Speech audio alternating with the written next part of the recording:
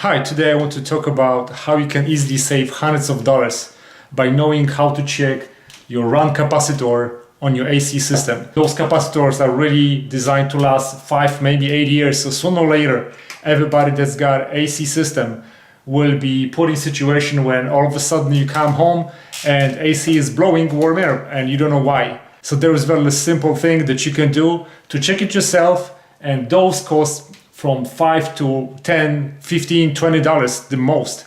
If you're gonna call your AC guy to replace one of those things, it will easily cost you $100 to $200 or maybe even more. So let me show you how you can do it. So if your AC system blows warm air, the first thing that you need to check is your run capacitor. So probably some of the parameters of the capacitors are gonna be going bad or already went bad, or they're totally dead. That's why your AC system is not working properly. You can do it yourself, but how to check it? So first of all, you need to have a multimeter that checks capacitance. I invested about $40 buying this multimeter, and it needs to have capacitance right here. Before you start doing any checking, make sure that all the fuses to the inside and outside unit are off, so there's no power going to your AC system. Then you need to remove the panel, and then you're gonna see your capacitor. So after you open the cover for your AC system, then I would suggest taking picture of the connections and the cable colors going to common, HERM, and fan. So when you disconnect it, then you're gonna be able to put everything back together the same way.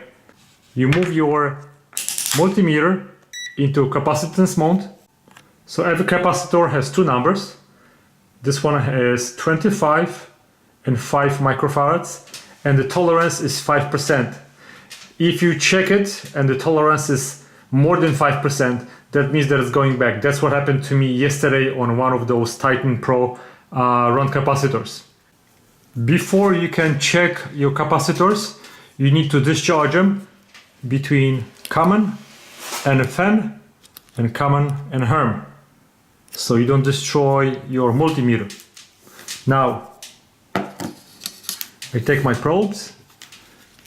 So black one goes to common, one side goes to fan, and we're gonna check the number.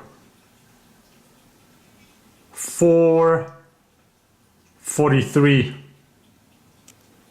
That's way too low. It should be 475, which means that this one is going bad. Another side, common and HERM, should be 25. This one is actually good, but only on one side. So I know this one is bad. Let's check this one so you can see what's going on with the other capacitors. This is the old one that I think actually is good. Let me discharge it. Common, and boom, and it's discharged. This was the older one that I think was good. So let's check it.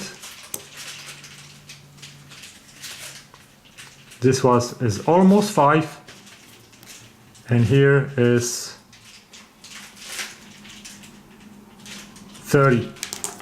This one is supposed to be 30 and 5. So even though this one is rusty, it is still good. Another indication that your capacitor is bad, if you're going to see that it's bulging on the top or on the bottom. It's nice and flat, so that means even though it's rusty, it's still good. Let's check this one. So I think this one was already bad, and this is common. And let's see this side. This one is 5, and this side is